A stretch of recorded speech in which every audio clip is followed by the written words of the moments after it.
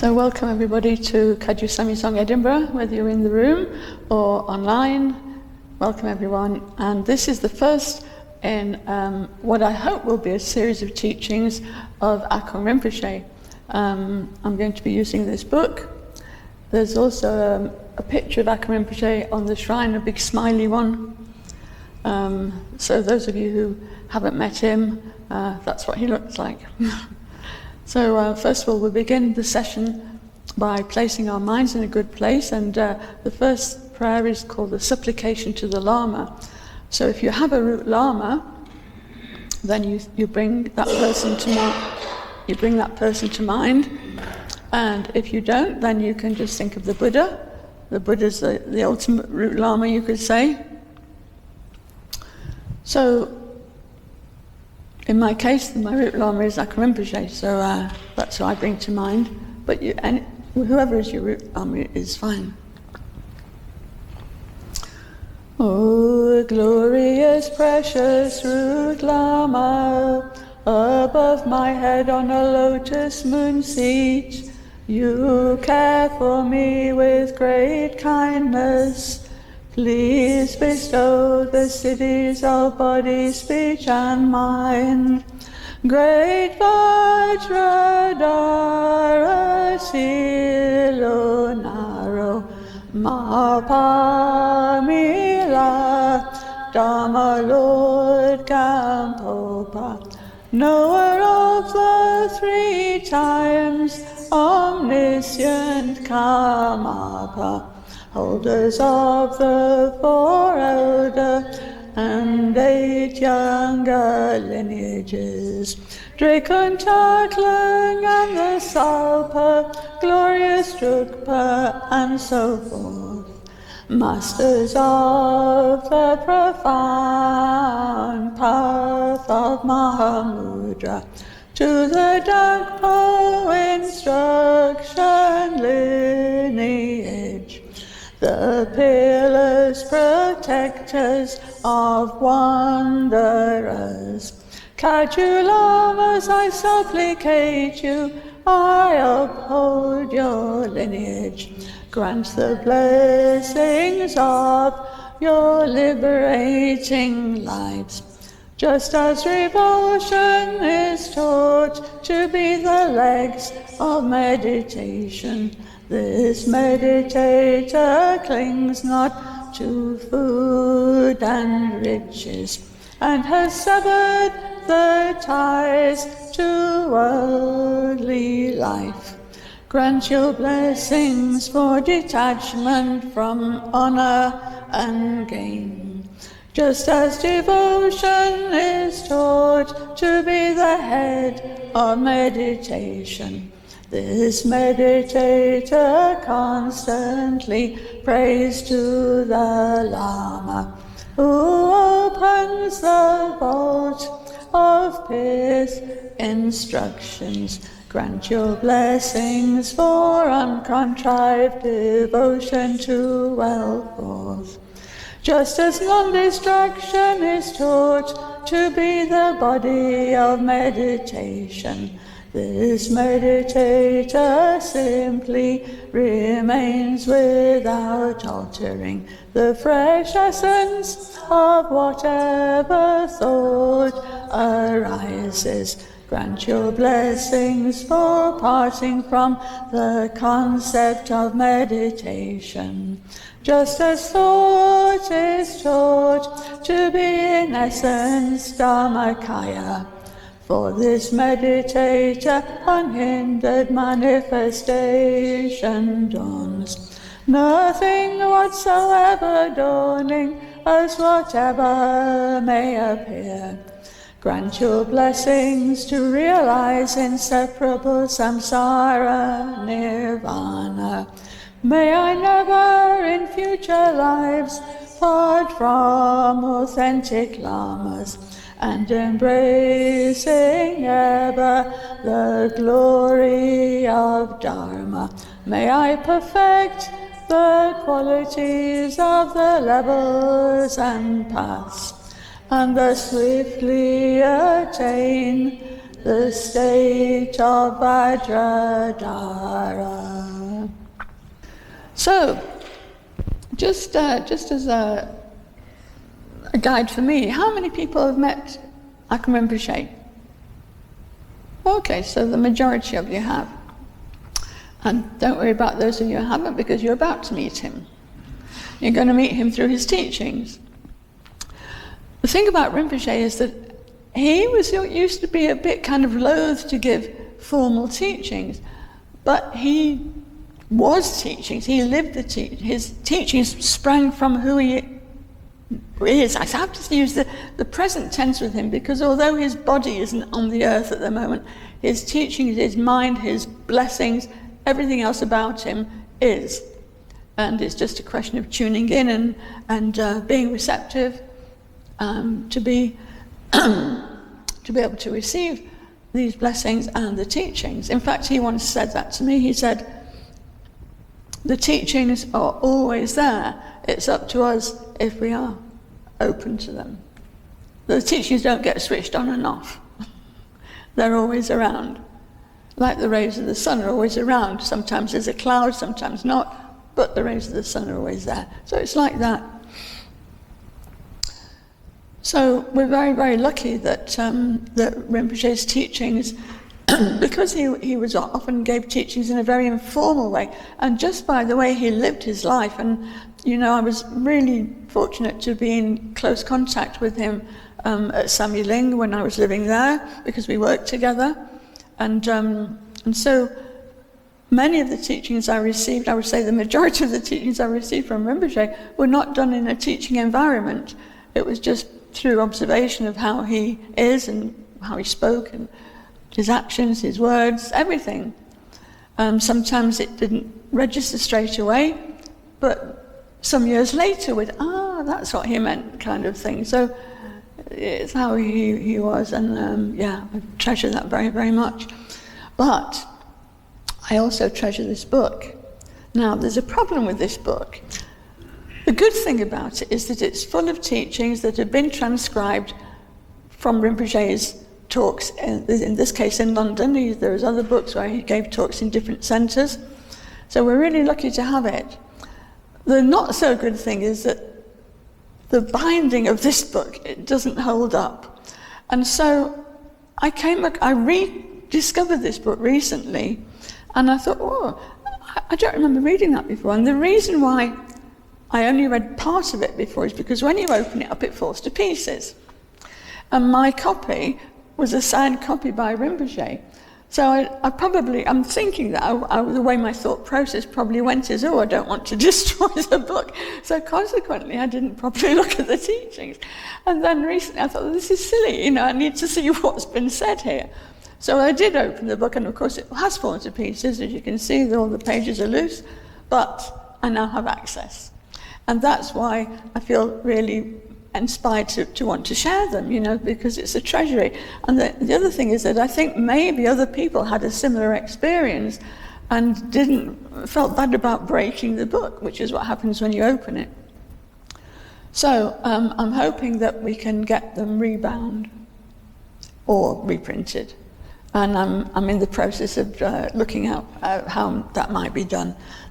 In the meantime, I'm just going to open it up. I've got these very nice golden bookmarks, which have come in extremely handy. Thank you very much. And so, first of all, I just want to read a sort of an introduction by Lama Zangmo, who obviously was present. There is a foreword by Situ Rinpoche as well, but it's basically wishing that it all goes well. But I just wanted to read a few words that Lama Zangmo wrote, because she arranged for him to do the teachings there. So she says, here in London and Edinburgh and everywhere else, Rinpoche goes, he gives his time and attention to everyone with a quality of unceasing kindness and compassion, like an ever-flowing river. It is a seemingly effortless process of constant care for beings. He is an embodiment of the teachings, And as such, he doesn't really need to say very much. He is the Dharma.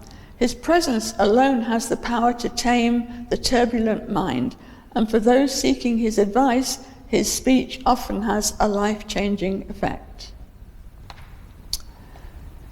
As those readers who know Akong Rinpoche will be aware, it is not an easy task to get him to commit to giving teachings.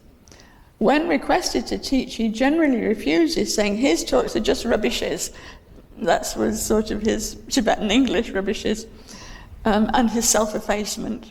Don't think for 1 second that they're rubbish. It's just his way of being very modest and self-effacing. And he says his English is too bad. So during the editing of these talks, we have carefully tried to mend Rinpoche's broken English without losing its original meaning or a flavour of how he spoke, in the hope that his voice speaks clearly from the pages of this book. This is a guide for those who would like to bridge the gap between theory and practice. It is especially relevant for those of us who lead busy lives and have little time for formal meditation, but long to make the Dharma part of every aspect of daily life. Rinpoche's precious teachings show us how to integrate the Dharma and make it our way of life in order to become kind and wise human beings who can be of benefit to others. So now that Rinpoche is not with us in bodily form, these teachings become especially important. You could say they're our lifeline, quite literally. Okay, so Rinpoche has,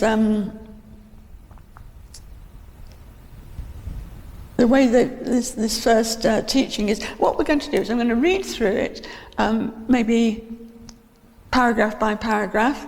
If you've got any questions or any insights that you want to add, you can. This can be more interactive. I think the people online will just have to excuse us a bit. Because we haven't got umpteen mics, I'll just repeat it if it's a question or something like that. Or you can hold on to it until the end of the session. If it becomes too unwieldy. This is the first time of doing this, so I'm not quite sure how it's going to go. So this first teaching, he's headed it, or it's been taken as something that he said as a heading. If we rest in the present with full mindfulness, then there are no obstacles. A lot of what Rinpoche says, I think you might take issue with, or at least be prompted to think about as, well, what does he mean by that? And this is good because that's what you need to explore. So we can explore some of it today in this session, but really, you can take it away and explore it in your own time, because, as I said before, a lot of what Rinpoche says will come back way later. And then you might get the meaning if you don't get them initially. But we do need to go into these things. So, we're talking about how a realized being sees modern life. I mean, it's a modern teacher, and he was alive in modern times, so he's coming at it from that point of view, and he understands us very well, better than we understand ourselves. So that's his view that we're going to be looking at. Okay, so it's headed, if we rest in the present with full mindfulness, there are no obstacles. First sentence is, none of us lives in the present. Right there is a topic for your examination, exploration. Ours. I'll read a bit more. We think of the past, and we always want to change the future. We live our life making plans. This is what happened to me yesterday, so now I have to make plans for the next year. That's in inverted commas. You cannot solve your problems or make plans for the future if you are constantly making a new program for your life, a new schedule. If you fully live in the present will hold your future. You do not need to think about the future. The past is already gone, so there is no value in delving back or looking into your rubbish bin to see if you put something valuable in it. Going through it again and again every day does not solve any of our problems. The past, you can just leave it there. For the future, do not make plans, because plans do not solve your future. Your future depends on your present. Discuss. He doesn't say that. Think about it and discuss that. So what do we think? What do we think about this? Is there anything you thought, what is he talking about? Over to you. Anybody? Is it just me that's an awkward person then? I think it's a natural thing. You're always thinking tomorrow. In the future, yes. Tomorrow, you never know. Yes.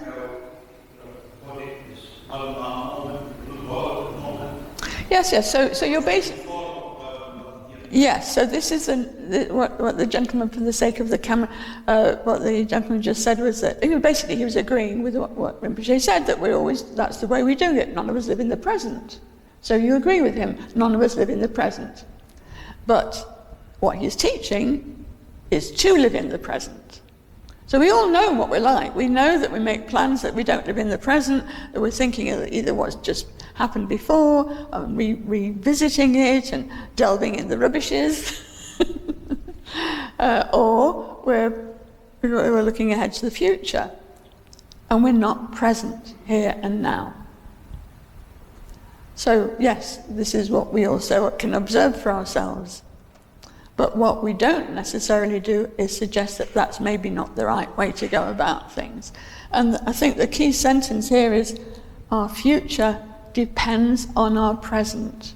So if we're not in the present, it's kind of shaky ground, isn't it? It's like we're not really giving the present our full attention, our full awareness, because we're already revisiting the past, playing that old movie again and again and again, or jumping ahead, making plans which at best have got a 50% chance of working out, and I would say that's at best.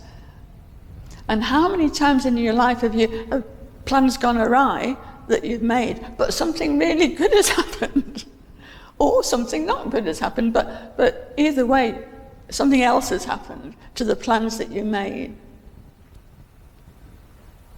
Does that sound like something that happens to you?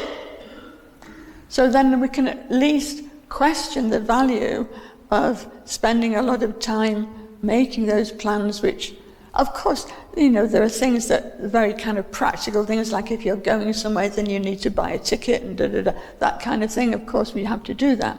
But so we're not really talking about that kind of low-level planning that is you have to just do in order to make a journey or whatever it is.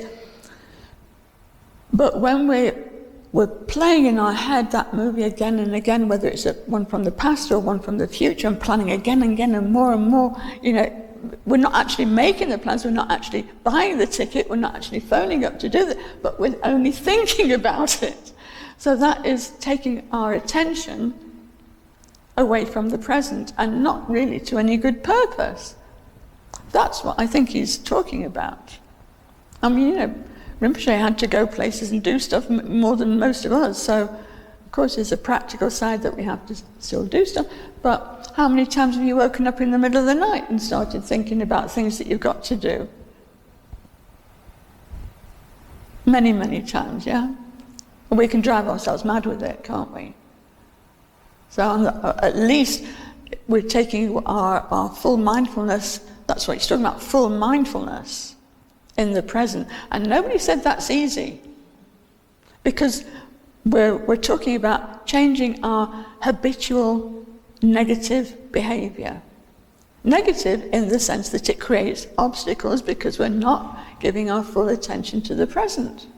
So we're only sort of half here, and that's maybe quite a good estimation. Sometimes we're not really here at all. We're just, the body's here, but the mind's Timbuktu. And anyway. But anyway, That's just the first paragraph. But you see, so what you said is, it's true what you observed, and because it is, that is how we are. But what we're looking at is how it might be better to be than how we currently are. That's the whole point of it, isn't it? Is to change for the better. And by change, it means just changing our habits that are become entrenched through doing it all the time, and opening up to how we truly are. In a way, it's like trusting ourselves. Trusting ourselves to be in the present. And because so many people, in fact, most people by far, most people are in that either past or future, it's unusual to be in the present moment. It's almost going against the flow of how most people are.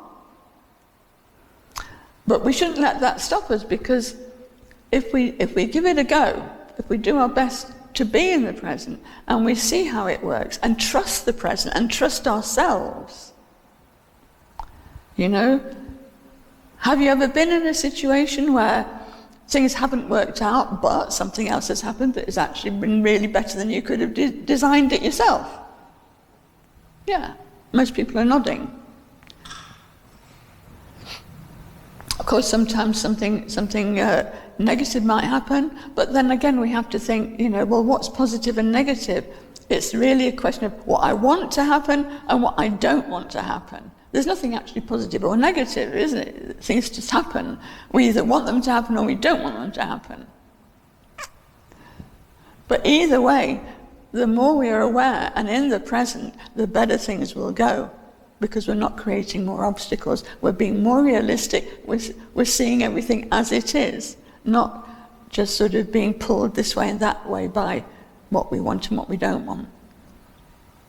That's, I don't know, part of this is the way I'm looking at it, but I'm just trying to open it up for you.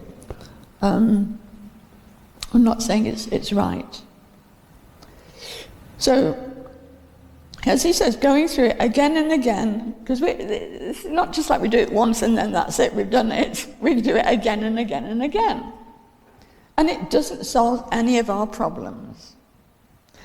You might say this is going against what modern therapy methods are. Sometimes I've never been to a therapist. Well, Akong Rinpoche is my therapist, and he's telling me to do this, so I'm sticking with that.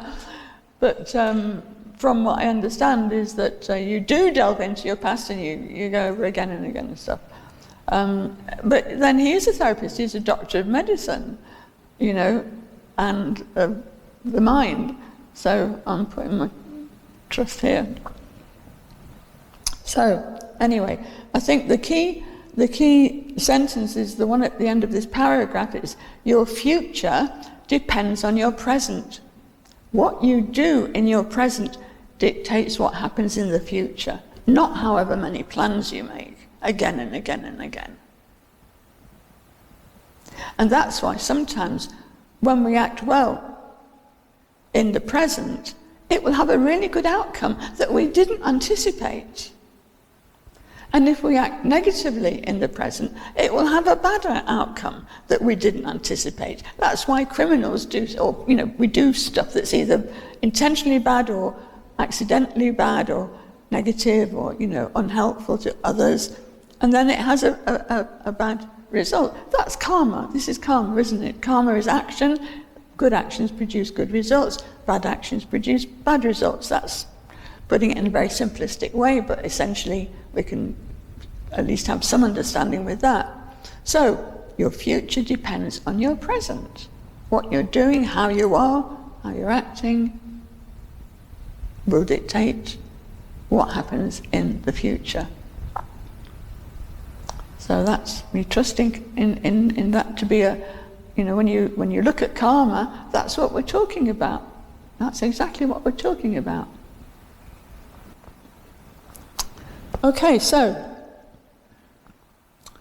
put all your effort into living a happy life, living a good life, living a happy life in the present. You must live in the present all your life. There's nowhere else to live. You know, you have to live in the present. Whether your mind's with your body is another thing. But you might as well have the full thing here, not just the body and the mind's elsewhere. So that means when you accept everything in a positive way, you do not have to change anything. Again, this is you could maybe balk at some of what this means. When you accept everything in a positive way, then you have a happy life because there is nothing to worry about. An unhappy life means that you always want to change things. I don't like this, I don't like that. Even for something simple, like clothing, you say, I don't like this white colour, I don't like that pink colour. The clothing that we wear nowadays and its colour has nothing to do with warmth or protection from cold. It's only some kind of belief that it's nice or not nice. I mean, bye capitalism.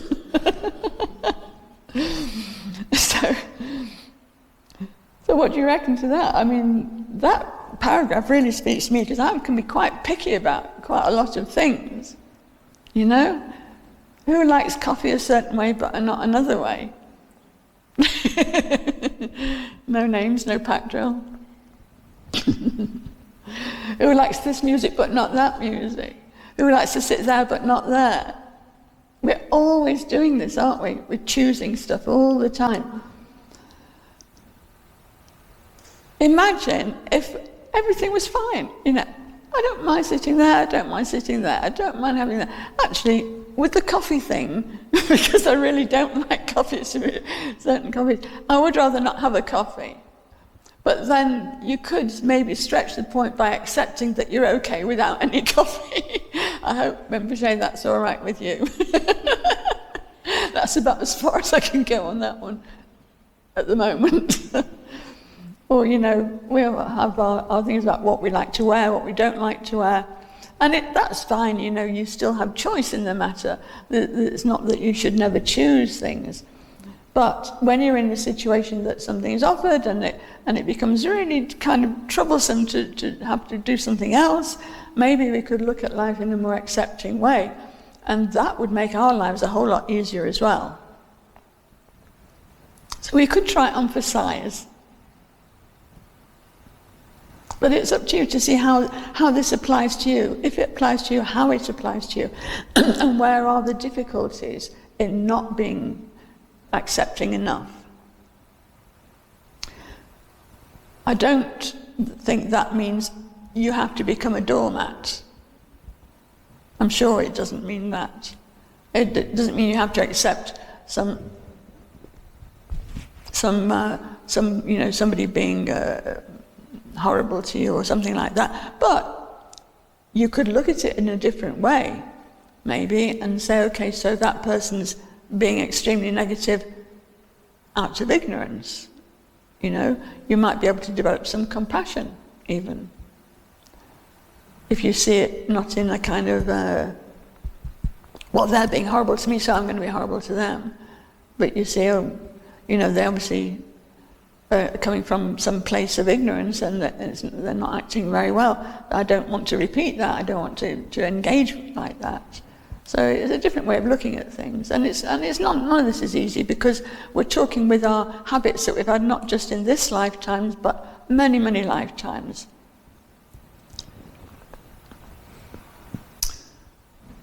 Carries on. When you play these kinds of games all your life, with clothes and food and everything else, not liking that particular taste or look, you are creating so many obstacles for yourself. Other people are not making the obstacles. Nobody else creates our obstacles, they arise in ourselves. The Buddhist teachings are about how to accept this. So the clothing that we wear, when you play these kinds of games all your life with these clothes and food. It's not like that particular taste or look. You are creating so many obstacles for yourself by being so very picky. Other people are not making obstacles. Nobody else is creating these obstacles. They arise in ourselves. The Buddhist teachings are about how to accept this. It is about not creating problems with our own emotional state or our own ideas. If we give up all our ideas and just rest in the present with full mindfulness, then there are no obstacles. I mean, it's worth a try, isn't it? It seems so outrageously unrealistic because we are so entrenched in our habits. I mean, I've read this before, so I have looked into it a bit more, so I can see the sense of it. I can't say that I can do it every time, but it's starting to make sense to me. But of course, it depends on full mindfulness. And that's a whole lot of mindfulness. So full mindfulness. I remember Rinpoche saying that to me one time. He just said, be mindful. And I just looked at him. And this was not in a teaching environment. We were just doing stuff in the cottage where we used to work. And I said, I thought about it for a few minutes. And I said, well, if I could be really mindful, then I wouldn't need any more teachings. And he went, because if you're full mindful, then you're basically enlightened. So, be kind to yourself. It takes time to develop, and I mean, I'm presuming that because I'm nowhere near there. Being fully mindful, that's fully present. That's. But it is possible. We know it's possible.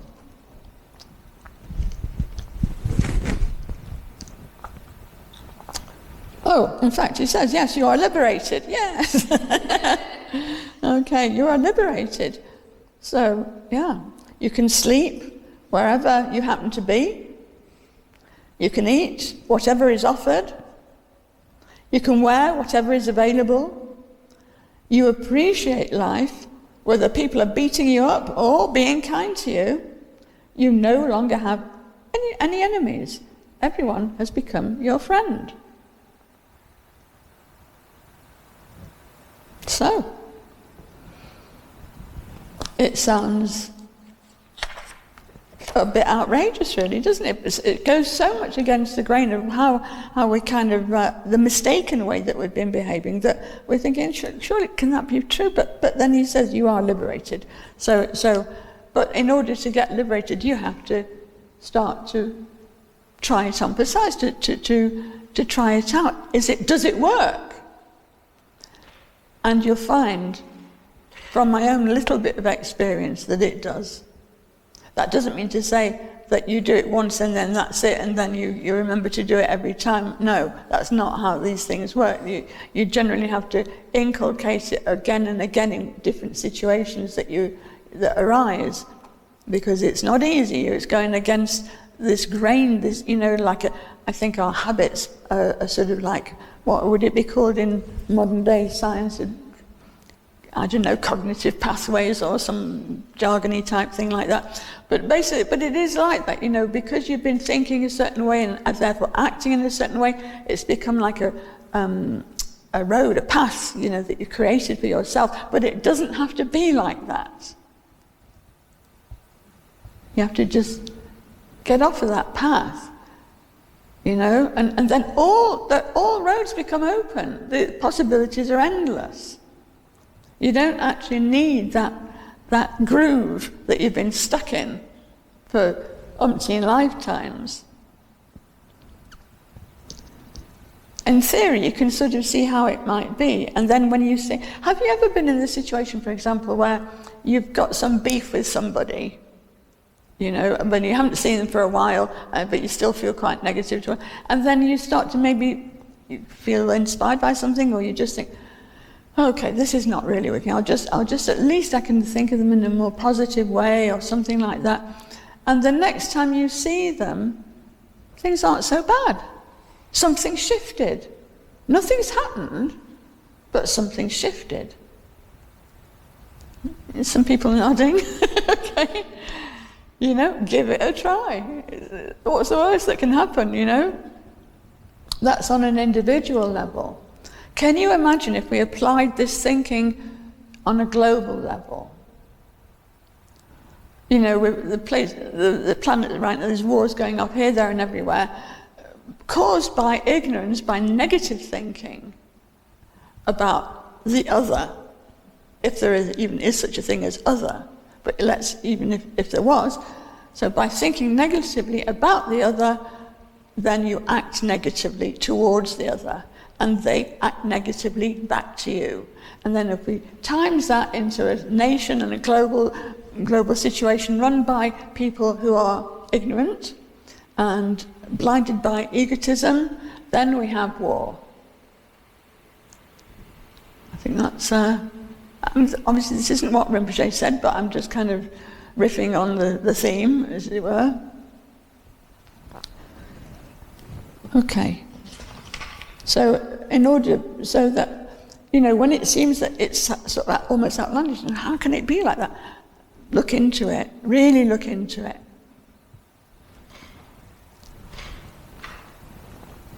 We have to liberate ourselves, not other people. That's not the same as not wanting other people to be liberated and praying for that, but we shouldn't yet take it upon ourselves, and we are so ignorant, to think that we can liberate others. We can do what we can to help other beings, of course, but we can't actually liberate anybody. Even the Buddha couldn't liberate anybody. We all have to do the work ourselves. Of course we can try to help people and beings generally.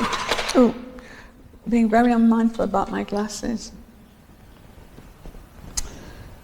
We should not look to the outside for liberation. We need to look at ourselves. We need to liberate ourselves.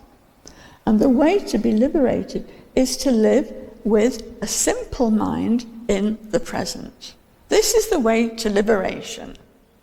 You don't have to read umpteen books. Of course you can study, you can do this and that can be helpful. But the main thing is to have a simple mind in the present. That doesn't mean simple in the sense of stupid, obviously. It means not cluttering it up with this and that. And what if this and what if that, and I should plan this and I didn't do that. And there's no space in there for any light to be enlightened. It's just full of clutter. You're living in the attic of your mind, which is full of centuries of clutter. I should say we, not you. So imagine if you have a simple mind living in the present. This is the main point of the teachings. The most precious teaching is to accept everything that is happening to you, accept everything at that very moment. Don't take issue with it. That doesn't mean to say you have to like everything that's happening to you, but if you accept it, you see it differently. This is happening. Not, oh, poor me, this is happening, or, oh, aren't I great, this is happening. This is happening. You see it more clearly. If you go to a restaurant, whether you like the food that is given to you or not, you accept that particular food. Oh dear, I'm actually blushing now.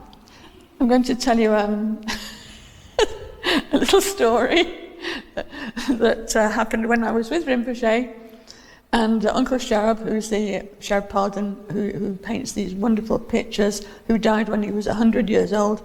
Anyway, they wanted to go shopping in Carlisle, and I drove them there, and then I was trying to sort of keep them, going to at least into the same shop at the same time, otherwise I was sort of running from one place to another. And then it got to a point where we wanted to go and eat somewhere. So I knew Carlisle, and I suggested a few places, and Rinpoche, we'll just go here. And here was McDonald's. Those of you who know me all know that that's not my favourite place. In fact, I said, oh no, Rinpoche, it's not very nice there. I understand there's some much better places. He said, no, this is fine here. And he went. So, of course, I have to follow, and I'm sitting there sort of a bit stony-faced. So I said, you know what, the thing, Rinpoche, is it's not just about the food, it's to get this food, I call it food loosely, this was how I was speaking to.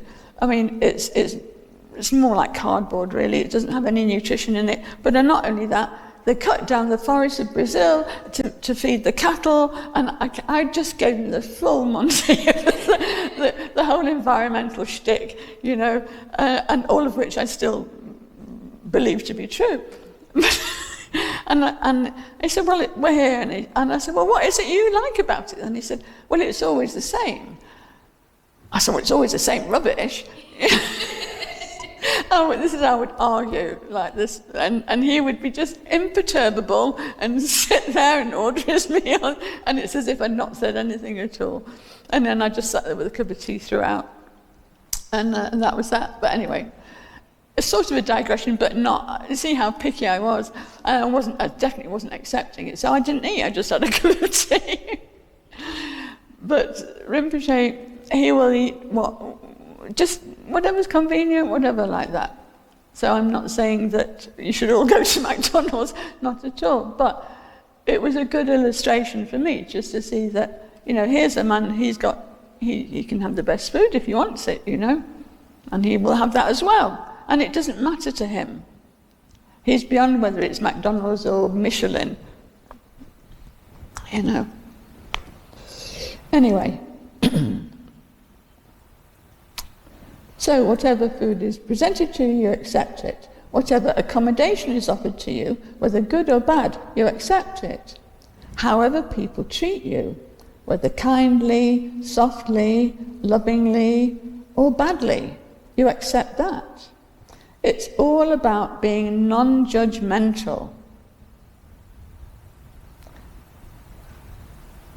So it doesn't mean to say that, you know, you should therefore be in a coercive, abusive relationship or something like that. No, if you're in that, you should get out of it. You know, you accept that that person's behavior is like that, but you can also make a change there. You can also decide that it would be more helpful if you were not in that situation.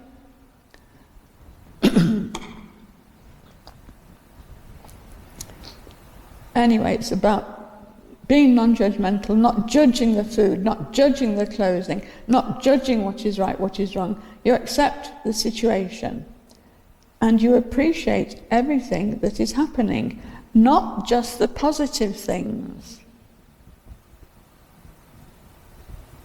Like when someone is kind to you, but also when someone is unkind to you and you do not like it.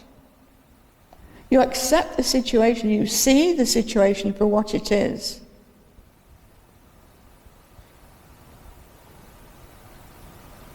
The teachings say you should appreciate any experience. Whoever is presenting you with the experience, you should be thankful to them. Because you can learn from any situation. And perhaps you can learn more even from a situation that you don't like. You may not like it, but you can learn from it. At the very least, you can learn what not to do. Not to emulate that behavior if somebody is being negative towards you, and you feel that pain from it. You would not want to be that. So that's one thing there that you've learned. Or say you get really ill or something, you know. Nobody wants to be ill. But sometimes going through an illness can really be a learning opportunity. You know, see things in a different way. You can learn patience for a start. I think that's why patients are called patients. I think so. Because you have to be patient when you're ill, don't you? You can't just go and do stuff and, you know, the way you do normally. I'm learning it right now. I've broken another toe. I seem to have a history of breaking toes, so I can't dash around as much as, well, this is another thing I need to learn. Maybe don't dash quite so much, you know. So there's always things we can learn. I mean, the nearest I've ever knowingly been near to death, I mean, we're always near to death in some way, is when I had malaria, and I had it very badly. But it was a great learning experience for me. I would say an enlightening experience. Not that I became enlightened, but it opened me up to certain things. So even really painful things can be, there can be something, some good comes out of them. So these are all things to explore. Whatever is presenting you with the experience, whatever or whoever is presenting you the experience, you can be thankful, you can appreciate them. You see it in a different way. If you see everything as a learning experience, it takes the sting out of it. You see something positive in it, in fact. You're not saying that the deed or the illness is a positive, but what you're taking from it is positive. Actually, there's no positive and negative at all. It's just things happen. Stuff happens. And because of karma, we create a lot of the experiences that are going to be happening to us anyway. But it's not always very easy to see that, because we experience the karma from previous lifetimes, not only this lifetime. So, sometimes it's from this lifetime and you can see the connection, but sometimes it's not. So again, it's a lot here to look into.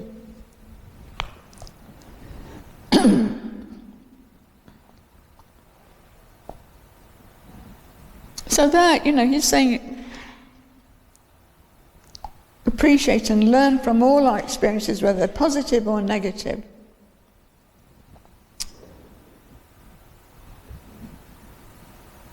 We live in a very strange way. The human mind is always playing games and saying, I'm a practitioner. I'm a Buddhist practitioner. And then, rather than accepting yourself, you tell other people that they should accept certain things in order to be good practitioners. I mean, this is what I'm doing right now, isn't it? But this is what I have to do because it's Rinpoche saying it. So, but this is what we do. We tell other people how to behave. And we don't necessarily tell ourselves how to be. You try to influence people. I mean, there's a profession called influencers. So we try to influence other people, but we forget about our own actions and the things that we are doing. That's a big mistake. Let other people do whatever they want to do. It is not your business. Hard, that one, isn't it? Because we're always making it our business, especially our family members. Let other people do whatever they want to do. It's not your business. If they want to buy new clothes every day, that's okay, as long as they've got the money to do that. You should hope that maybe they can buy even more clothes. You shouldn't stop other people or try to educate them. We must educate ourselves. That's the most important thing. Spiritual people tend to forget that one has to train oneself.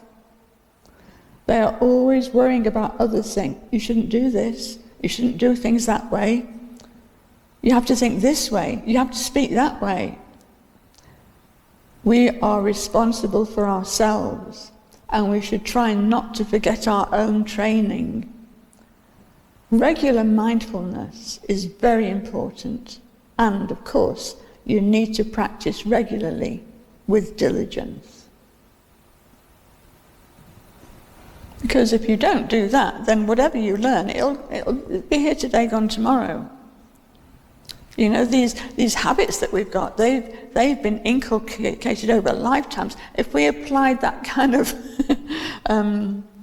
will to apply what we learned, the positive things that we learned, these teachings that are so precious, if we had that kind of intensity of concentration and diligence to apply them in our lives would be a whole lot better. We would be a whole lot better. When I say better, I mean more open, more aware.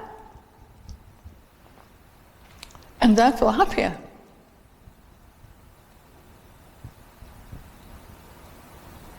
Like you said, we do create our own obstacles by the way we think. So we need to unthink that's not very skillful way of thinking and being. Whether we talk of the Buddha's teachings, or Guru Rinpoche's teachings, or the Kagyu teachings, it's all the same. But there are different ways of presenting the teachings. It is very important to apply these teachings in a compassionate way to oneself. So we have to apply them, but we shouldn't be beating ourselves up. We should be compassionate to ourselves. Okay, I've messed up for the last zillion lifetimes. But I've not only messed up, I've done some good stuff, otherwise I wouldn't be here even getting the teachings. So we're a mixed bag,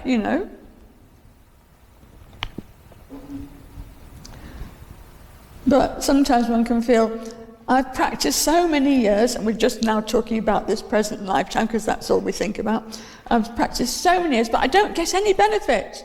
Or my mind is worse than before. I have more negative thoughts.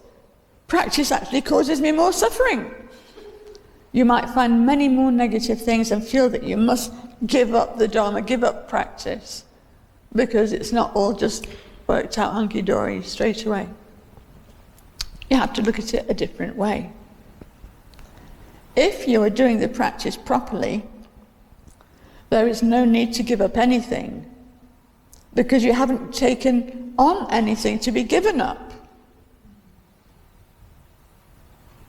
It's not like you're stuffing yourself with stuff that then, you're taking all this teaching on.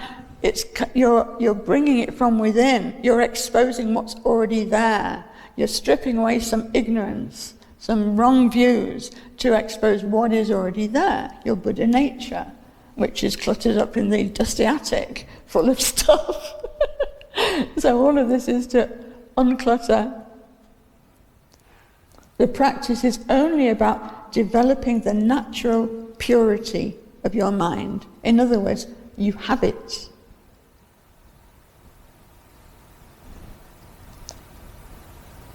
It's cluttered up with all the wrong thinking, or the ignorant stuff, and the mistaken way of being. So you have a way of uncluttering all of that to expose what is already there.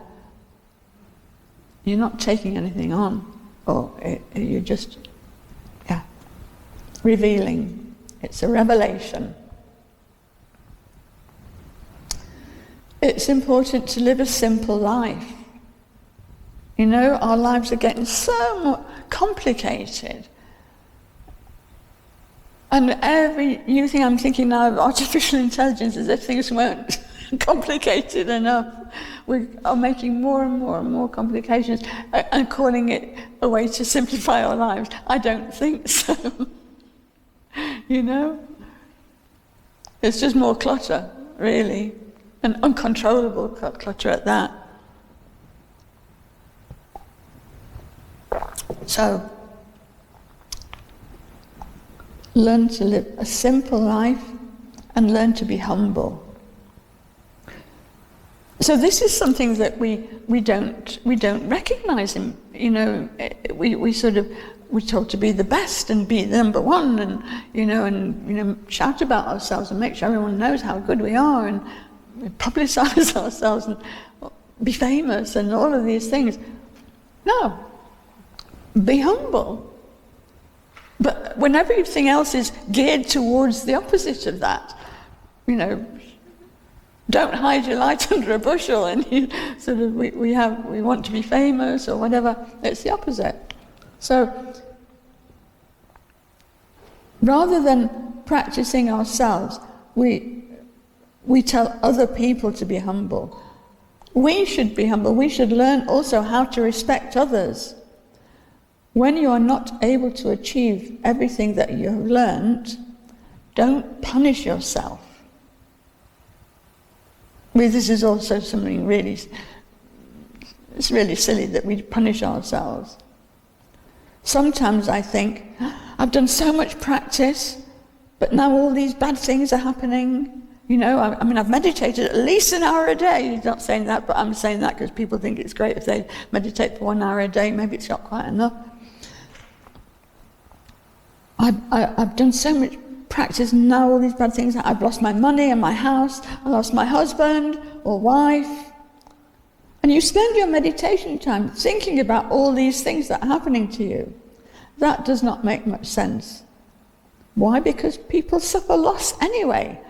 At times in your life you will suffer loss, at times you will suffer gain. It's not to do with your meditation or your practice. Those who do not meditate also have losses. They also lose houses, their jobs, their husband or wife. It's nothing to do with the practice. You're only projecting, because if you look at the whole world, maybe half the population has lost a job in one way or another. They may have lost their husbands or wives or their practice. It's nothing to do with the Buddhism or the Dharma practice. It's what happens. How you deal with it is more to do with the practice. So when your difficulties are happening, you should be appreciative. Look into it. Okay, I'm having difficulty with something. And then instead of like, closing up about it, it's not fair. Look into it. What's going on here? Keep an open mind. Don't be like a child in a way, isn't it? It's like, it's not fair. Look more into it. You might be surprised. When your difficulties are happening, you should be appreciative. Not only just looking into it, but appreciate it. And so now he says, why appreciate it? You lost your husband or wife. It's good because now you're free. Why do you need to worry? Just saying. He's just saying. If you lost your house, why worry? You can sleep in the street. You don't need to clean up. You don't need to earn money. You're free from many things. Some tramps are gentlemen of the road. They're very happy. I'm not saying you should all become tramps, but some of the people who are in that situation are actually quite happy. The freedom of the road, they've got no responsibilities. If you lose your friends, that's also very good, because now you no longer have to try and please everybody through friendship.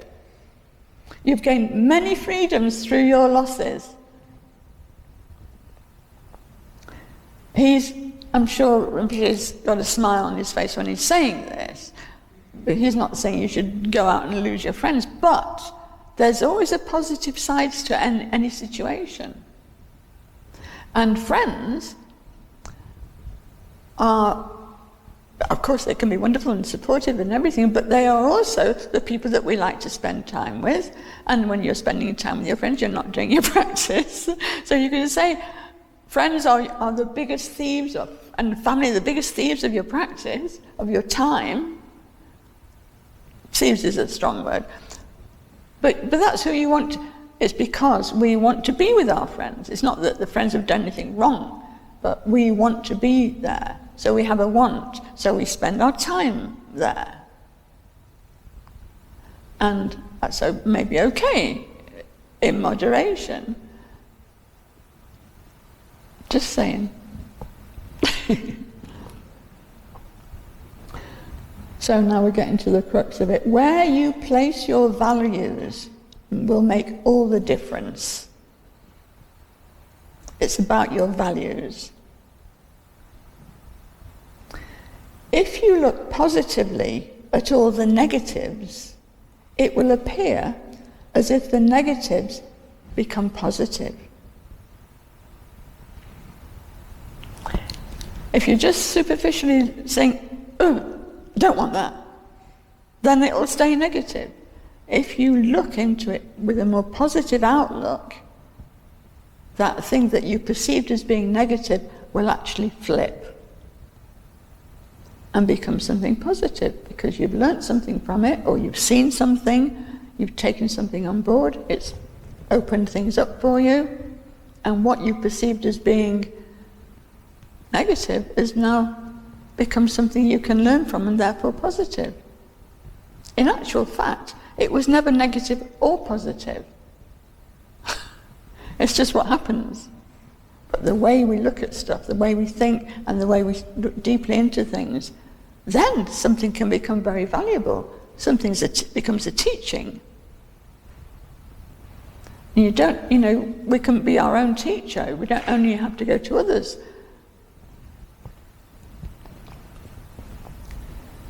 In fact, he says there is not anything that can be called a negative. If you look at everything in a negative way, then even what you normally consider to be positive becomes negative. So it works the reverse as well. So something that you might normally consider to be positive, but because you're looking at it in a negative way, it too becomes negative. We see this all the time, if we're honest, Why do we one day think somebody, so-and-so is a really nice person, and, and you're predisposed to like that person, and that's how they are. But then sometimes, I don't like the way she looked at me, I think, and then you start to think a bit negatively, and then, she did it again, So you sort of turn, nothing's actually happened, but the way we see has changed, and that dictates what we feel. But nothing's actually happened except our view. And it can be such a little misunderstanding or something. I don't like the way he looked at me. And they're not even looking anyway, So, if you look positively at all the negatives, it will appear that they too become positive. So, in order to develop humility, which if we see it as a quality worth developing, first of all, we need to check that out, because that's going against the worldly grain right there. I don't know anybody more humble than Akong Rinpoche. That's why he calls his teaching rubbishes. But I mean, in his everyday life, if you saw him in going around in Sami Ling, he was all dressed quite sort of anonymously. It was almost like he had a cloak of invisibility on at times. And I would sort of see him out the corner of my eye, and people wouldn't notice him because he was so of the earth, of the ground, so humble. He could go around Sami Ling and not have an entourage of people following him because he could just like this cloak of invisibility. But because I worked with him, I was kind of tuned into him, so I kind of would see him. But it would be. He could come into the temple, in a very full temple, with all these lamas there and everything that he'd arranged. He's like the Wizard of Oz behind the whole thing. And then he'd just creep in to see it was all going on, and people just did not even see him. He had that total humility that was invisibility sort of thing. And one time I was in the States with him, and he met this Chinese master who was also a very... when I say he was a master, he was a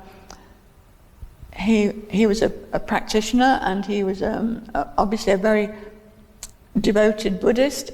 He was also very wealthy. He was a shipping magnate, and he'd built this. He had a lot of land, and he gave the land to Karmatriana Dhammachakra. This was his land. I'm pretty sure it was his land.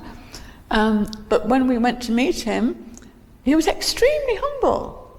And he lived in just an ordinary house, a nice house, but nothing major, just an ordinary house.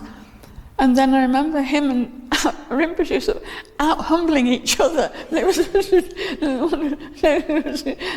hard to get out the door, because they were out-humbling each other. But finally, I sort of just walked, come on already, time's going on.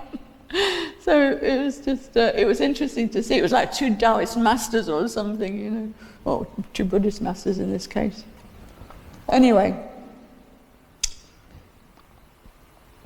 in order to develop humility, one can think that all other people have the essence of Buddha or Guru Rinpoche within. They have Buddha nature. You try to see every living being as part of your practice in that way, and that means not just human beings, but animals, insects, every living being in that way. And if you keep repeating this, you will become humble automatically, because you will see people in a different way. We see some people as having some goodness, others as being somewhat bad. We think, oh, I'm better than those people. We judge, we give different labels.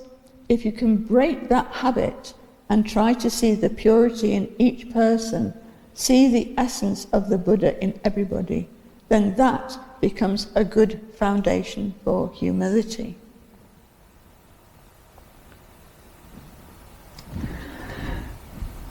Shall I go on?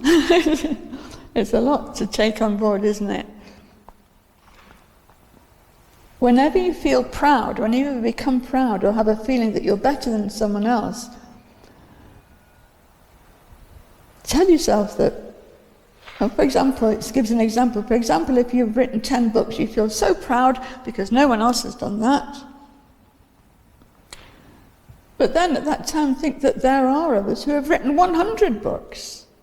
Tell yourself that people write many more than 10 books. So that gives you a better grounding. You know, you don't position yourself higher above everybody else.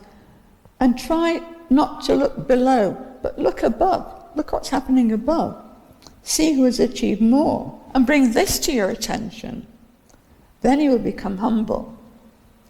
Humility helps you to become more mindful of your actions and more respectful of others. You may still be quite proud, but what you feel inside will match what you are showing on the outside. So when we develop our humility, it helps us to become more mindful of our actions and more respectful of others. And patient, you're not saying patient there, but I'm adding patience to the mix because sometimes we're just so impatient and then we lose our respect because we get impatient with others, mainly, or maybe with ourselves as well, but when we get impatient with others, it's kind of disrespectful. We're not in their shoes, you know, we don't know why they're being a bit slow or whatever. That's probably why I keep breaking my toes, so I have to slow down and learn some patience.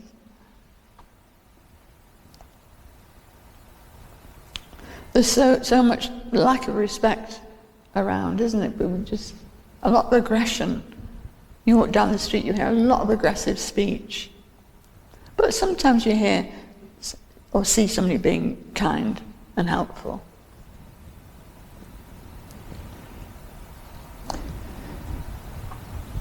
The teachings say that if you stop putting labels on things, you can be simply in the present.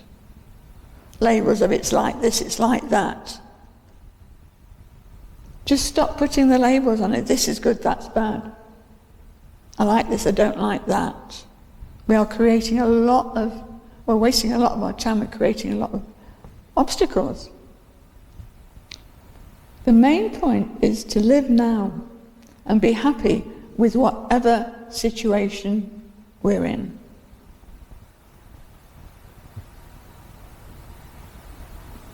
And that is the most difficult thing to practice because we always want something different. Want. So basically, if we appreciate what we have, where we are now. I wrote some stuff down here on the basis of having read that one. I've not read any of that because I've been busy reading this, and what I've read there probably said pretty much anyway. So there's so much wisdom in everything that Rinpoche said, and some things are more easily accepted than others, but what I would encourage you to do is investigate for yourself. That applies to any teaching actually, but really investigate. And the more you think, what? How can it be like that? Or look deeper, go further, and apply it in the situation that you're having trouble with. That's where you should start, with whatever's difficult in your life right now. What if I try this approach? Okay, let's just give it a go.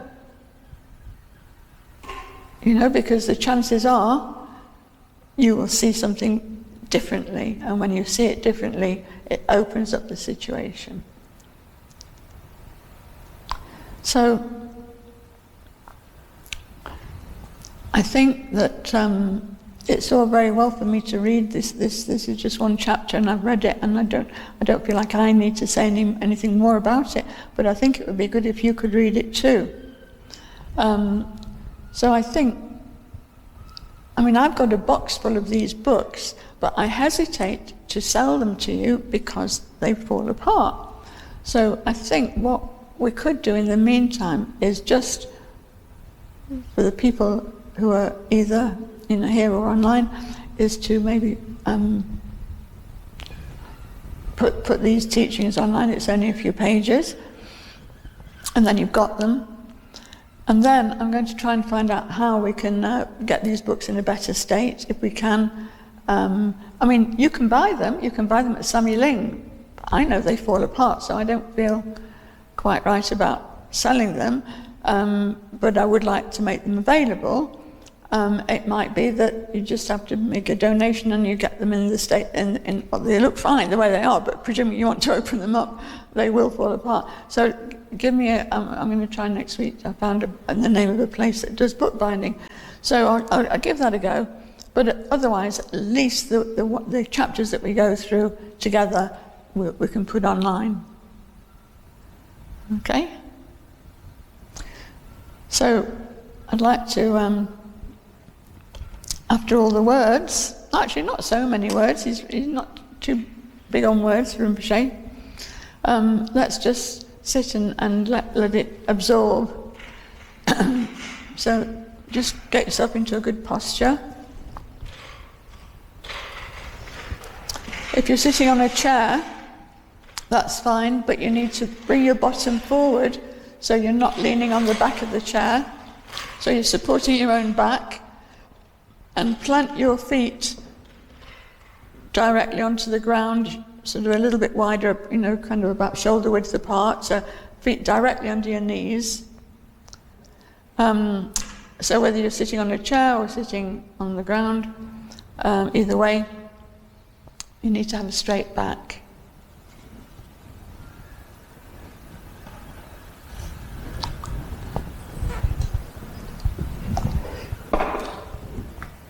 And just relax in that position. And you can just maybe start by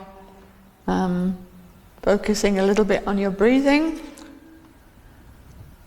just so that you settle your mind and body. So you feel the air going in through your nose, down into your lungs and diaphragm, your belly. Relax your belly, allow it to fill with each in-breath, and letting go of the out-breath.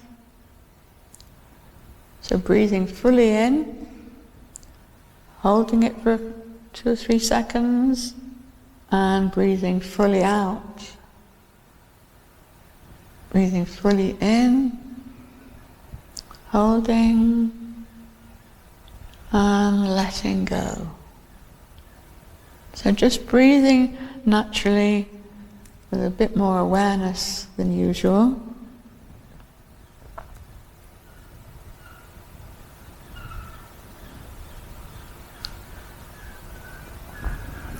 And just allow your mind to settle.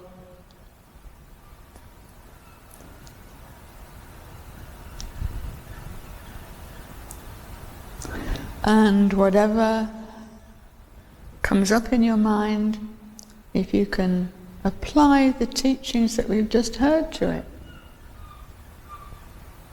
investigate for yourself.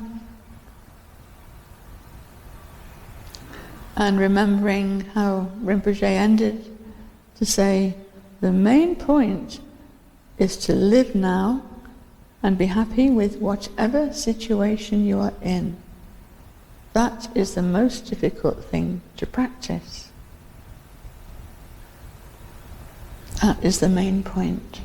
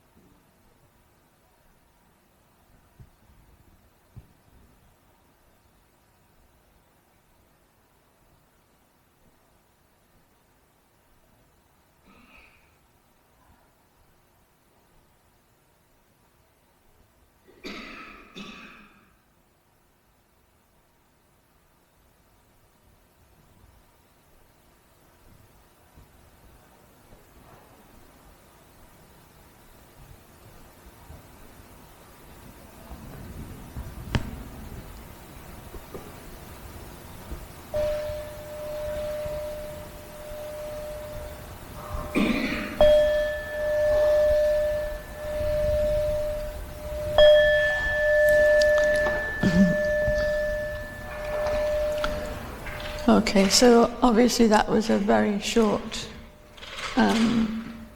practice of meditation, but maybe something that did have some use. I didn't want to go on too long because we'll be out of time, and also the people online. When you're practicing on your own, obviously you need to look a lot deeper and longer, but sometimes even doing short. Okay, do you want to get a drink? Just short practices are fine, but then you can come back to it again and again. It's up to you, but best to be really focused for a short time than sitting for a long time and not focused. But then you can do lots of short times. So let's just say the dedication prayer first of all. Or I should say, last of all.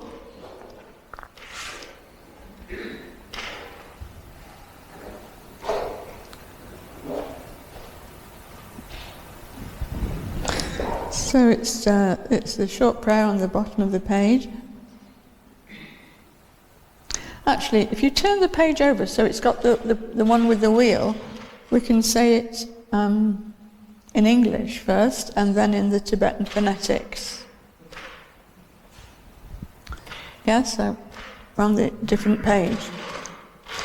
Oh, through the wholesomeness of this practice, may all mental defilements be overcome, and may all beings be liberated from the ocean of samsara, stirred by the waves of birth, old age, sickness, and death.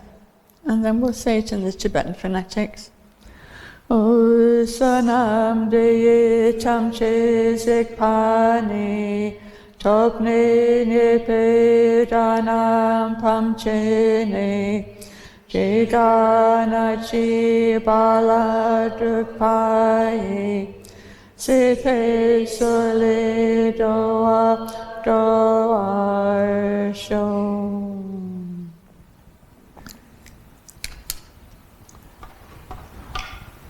So, thank you for coming. I hope it's been useful, and I think Marcus will be able to put the teachings online for you so that you've got accessibility until we can at least get the book situation sorted out. So, thanks again, and see you next time.